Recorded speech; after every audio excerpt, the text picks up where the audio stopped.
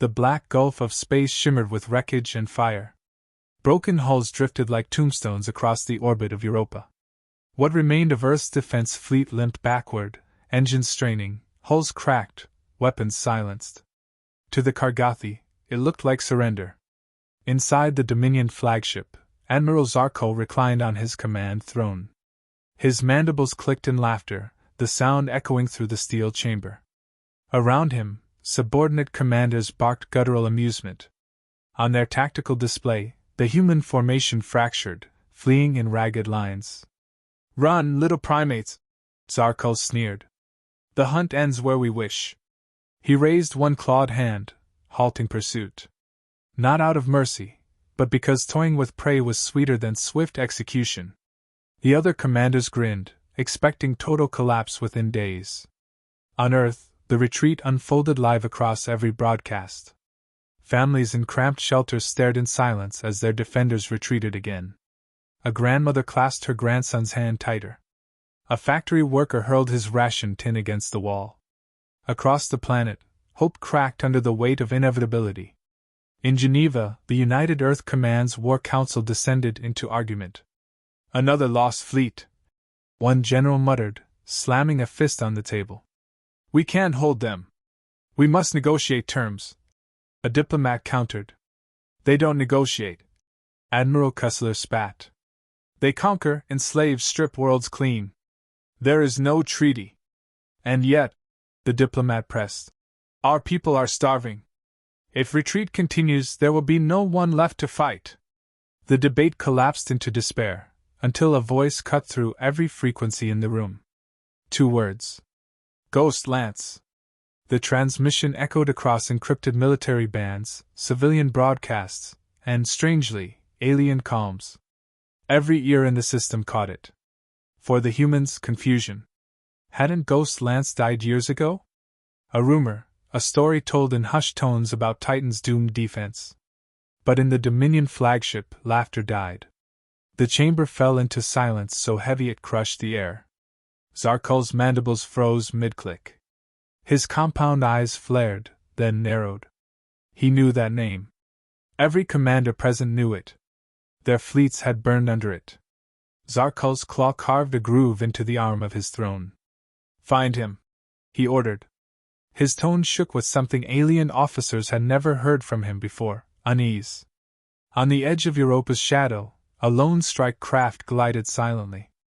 Its hull was scarred, patched with mismatched alloys scavenged from half a dozen wrecks. Inside, Commander Elias Cross sat hunched over his console, pale light cutting hard lines across his features. He had been presumed dead since Titan. That suited him fine. The dead moved unseen. The forgotten struck hardest. His fingers danced across controls, rerouting power, angling the craft into the debris field. Behind him, his co-pilot, Lieutenant Arden, broke the silence. "You really just said it, didn't you?" broadcasted the call sign. "Yes."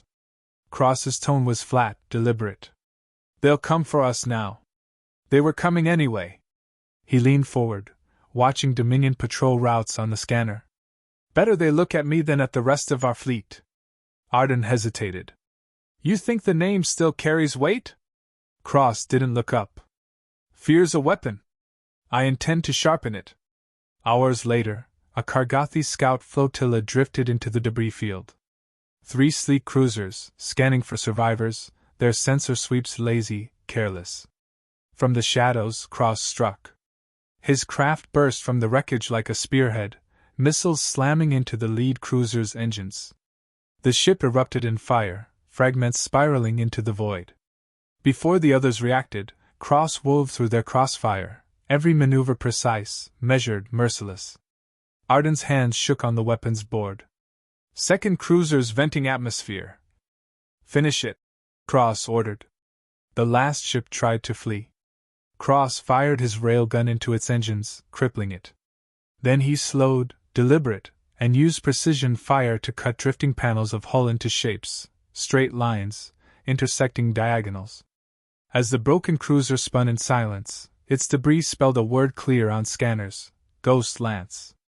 Arden exhaled. "You just painted a target the size of Earth on us." Cross allowed the faintest ghost of a smile. Good. Back aboard the Dominion flagship, Zarkul's claws slammed the tactical table as the report arrived. The flotilla destroyed. Survivors babble of an unseen strike. Wreckage. The officer paused, mandibles twitching. It spelled his name. Murmurs rippled through the command deck. Ghost Lance wasn't just alive. He was declaring war. Zarkul's eyes narrowed. He remembered Titan, how his fleet had bled, caught in Saturn's rings, torn apart by improvised weapons guided with surgical precision. Thousands of his soldiers dead, dozens of ships lost. And at the heart of it all, a single human commander. Spread the order, Zarkul growled. Every hunter fleet will search. He is to be taken alive. I will shatter the myth myself. But even as he spoke, his claws trembled. Myths had weight. And the Dominion had no answer for ghosts. On Earth, the story spread faster than the retreat. Soldiers replayed the intercepted transmission again and again. Civilians whispered in shelters, Ghost Lance was alive. He fought still. The retreat wasn't the end. In Geneva, Admiral Kessler listened to the reports with a grim smile. He's baiting them. Buying us time. The diplomat scoffed. One man cannot win this war. No, Kessler agreed. But one man can remind us why we fight it. Cross sat in the quiet of his cockpit, the glow of wreckage fading on the screens. His face was unreadable, but his eyes burned. He wasn't chasing glory, wasn't clinging to legend. He was simply making sure humanity didn't go quietly. Plot course, he told Arden. To where? Where they'll least expect us. And where it'll hurt most. Arden shook his head but obeyed.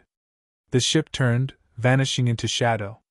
Behind them, the battlefield told a story in drifting steel. Humanity was not done. Ghost Lance had returned. The story of Ghost Lance spread like fire through oxygen-rich corridors. Soldiers on distant mining stations heard whispers before their next shift.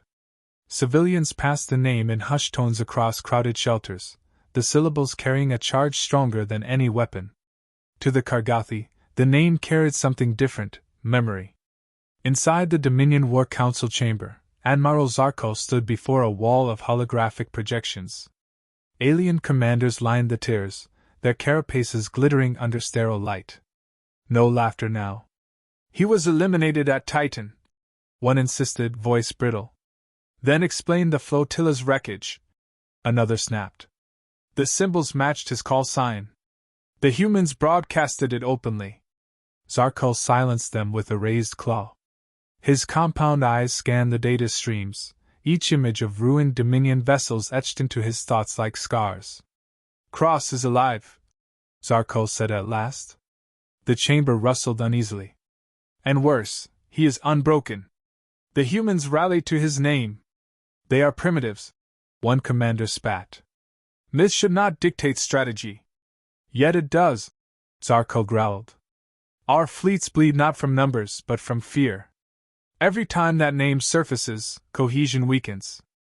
Ghost Lance is not only a man, he has become a contagion. In Geneva, the Earth Council watched the same developments with cautious hope. This is reckless, the diplomat argued again. A single soldier playing hero while entire populations hang in the balance. He's not playing, Admiral Kessler countered.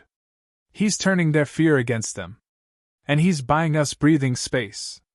And when he dies, the diplomat pressed. Kessler's voice was low. Then we'll have shown the galaxy what one human can do. Cross knew the weight of it. Sitting in the dim cockpit, the hum of the engines the only constant, he felt the myth forming around him like armor he hadn't asked to wear. Arden, restless at the co-pilot's console, finally spoke. You've heard the chatter. They think you're invincible. I'm not, Cross answered flatly. Try telling them that. Arden gestured at the comms board, alive with encrypted transmissions. Every outpost wants your orders.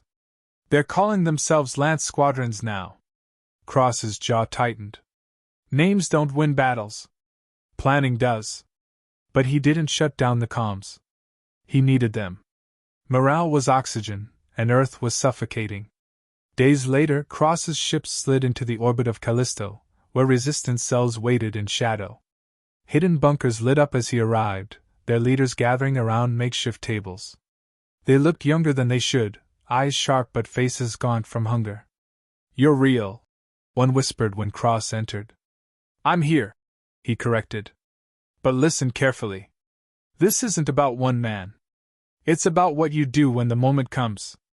He laid out his plan, strikes coordinated across the Jovian moons, not to win territory but to fracture Dominion's supply lines. Mining drones refitted into suicide charges. Civilian freighters camouflaged as decoys. Silence followed his explanation until one of the younger fighters grinned. "They'll choke on shadows," she said. "Exactly," Cross replied. The first raids came swift and merciless. A Dominion fuel convoy went up in fire near Ganymede. A communications hub on Io crackled with false signals, leading entire fleets into empty space. Every strike left behind the same signature, sometimes carved into wreckage, sometimes broadcast through hacked frequencies. 2 words: Ghost Lance. The effect was immediate. On human channels, cheers erupted.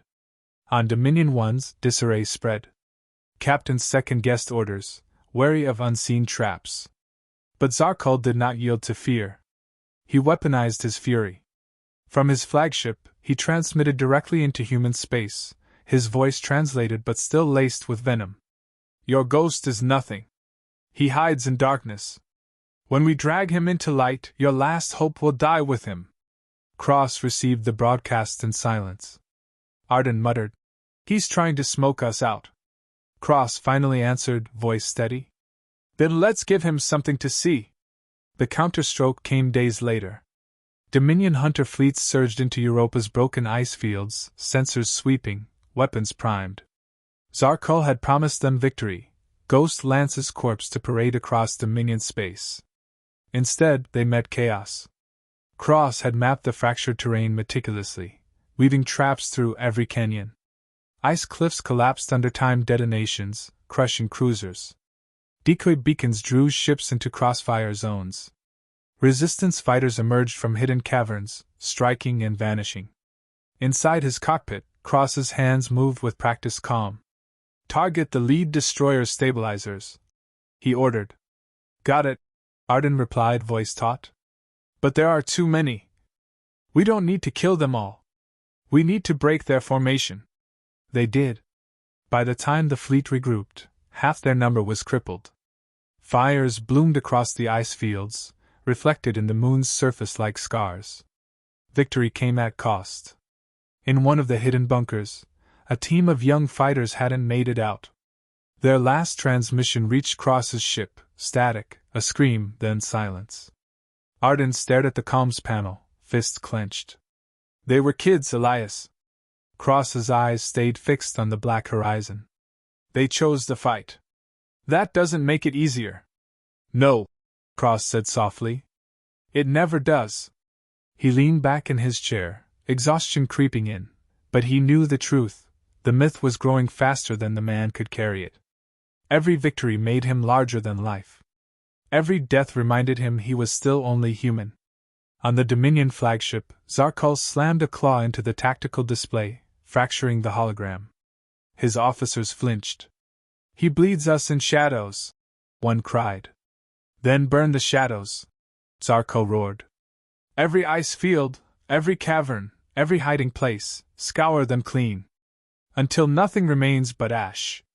But even as he barked the order, a tremor ran through the council. They had seen his rage before, never his doubt. Ghost Lance was not only fighting battles. He was unraveling certainty. That night, drifting in the cold silence of space, Cross allowed himself a rare pause. He pulled a photo from his flight suit, a squad of soldiers on Titan, faces young and defiant. Most gone now. Their absence weighed heavier than legend. Arden caught the glance. "You still see them, don't you? Every time I close my eyes. And yet you keep going. Because they can't." He slid the photo back into place, eyes hard again. "Plot our next course." Arden nodded, though his voice was low. "Where to?" Where the Dominion thinks we're too broken to fight. The engines hummed to life. In the void behind them, flames still marked the ice fields. Ahead, darkness stretched infinite. And in that darkness, the name spread louder than ever. Ghost Lance. News of Ghost Lance's strikes rippled across the system like aftershocks. On Mars, miners laid down their tools and turned drills into weapons. In Earth's underground shelters, civilians sang his name in the dark. On the moons of Jupiter, more cells answered his call, ready to bleed the Dominion with improvised fire. The myth had become a movement. But myths drew hunters. Admiral Zarkol stood before his war council, eyes burning with restrained fury. He bleeds us with pinpricks, he said, voice sharp as broken steel. A ghost we cannot corner. This ends. He extended a claw toward the projection, a massive supercarrier station near the asteroid belt. Its profile loomed like a dagger of black metal. Transmit its location across channels the humans believe are secure, Zarkol ordered. Let Cross take the bait. When he comes, we close the jaws. The chamber buzzed with unease. The trap would cost resources, but Zarkol's pride demanded it. The myth had to end in fire. In his cockpit, Elias Cross studied the intercepted data with narrowed eyes. The supercarrier's location was too clean, too deliberate. Arden leaned over his shoulder, voice low. It's bait. You know it. Yes, Cross replied. Then we walk away. No. He shut the console with a sharp click. If we ignore it, they spread the word that Ghost Lance fled. The myth dies anyway. Arden cursed under his breath. So we charge headfirst into their trap? Cross's gaze was steady. Not to win. To show them what a cornered human does. The operation was set. Resistance cells scattered across the belt would strike simultaneously, overwhelming Dominion scouts while Cross cut into the heart of the ambush. Every volunteer knew the odds. None hesitated. Before launch, Cross gathered them in the dim hangar of a hidden base. His voice carried over the clatter of tools and the hum of engines. You've all heard the name, he said, eyes sweeping over young faces hardened by war. But names don't fight battles, people do. Today isn't about Ghost Lance. It's about you. It's about every colony that refused to bow. We may not walk away, but what we do here will echo. A murmur of assent rolled through the squad.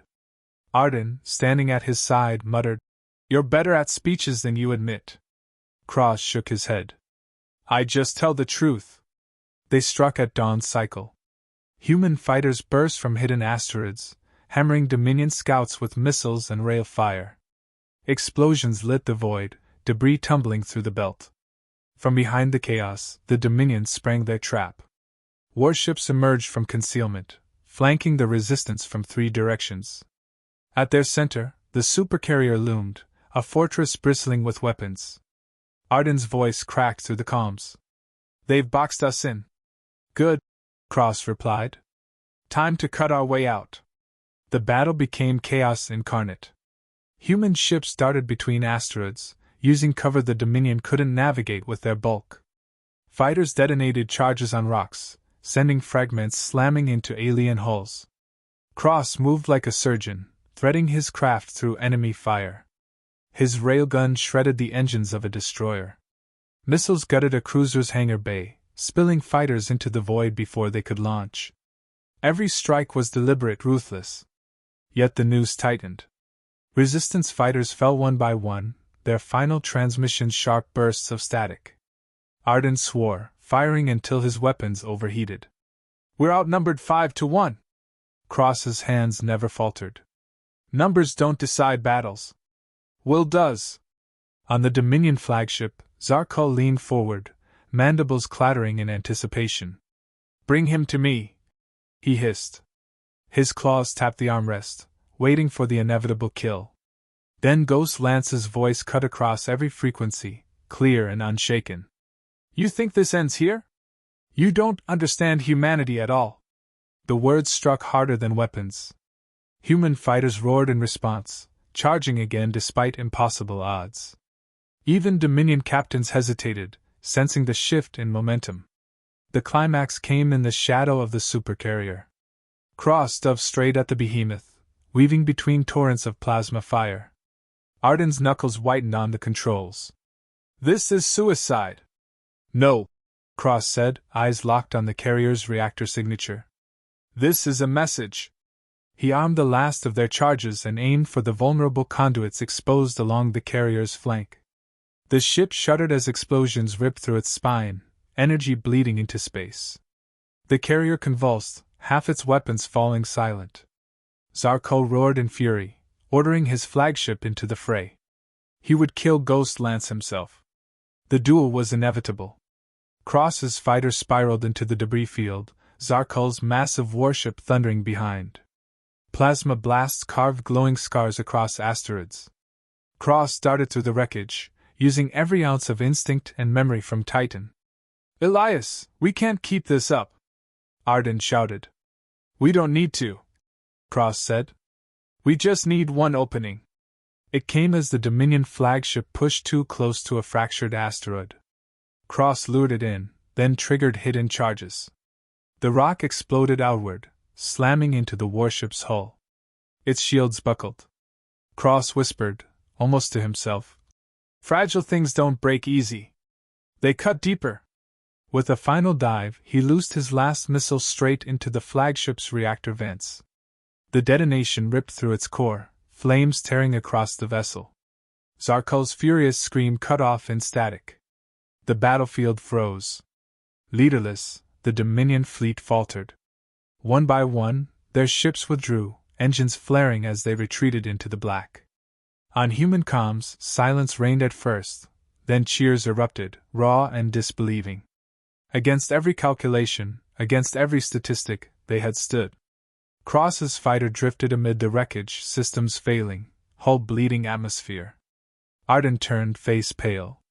"We're barely holding together." Cross's breathing was steady. "Transmit the beacon." "What beacon?" "The one carrying the name." Arden hesitated, then activated the emergency transmitter. Across every channel, across human and Dominion frequencies alike, a single message pulsed into the void: Ghost Lance. On Earth, people poured into the streets, shouting the name into the night. On colonies, workers threw down their chains. Even among Dominion ranks, whispers of fear spread. Admiral Kessler listened to the broadcasts, voice rough with awe. "He's done it!" He turned retreat into defiance. In the cockpit, Cross leaned back, exhaustion heavy in his bones. He wasn't thinking of myths or movements. He thought of Titan, of faces long gone, of promises kept. Arden glanced at him. "You realize what you've become now?" Cross closed his eyes briefly. "Not what?" "Who?" A reminder. The engine sputtered back to life, carrying them into the dark. Behind them, the battlefield lay silent. No more laughter echoed from the Dominion. From now on, whenever they heard his call sign, silence would follow.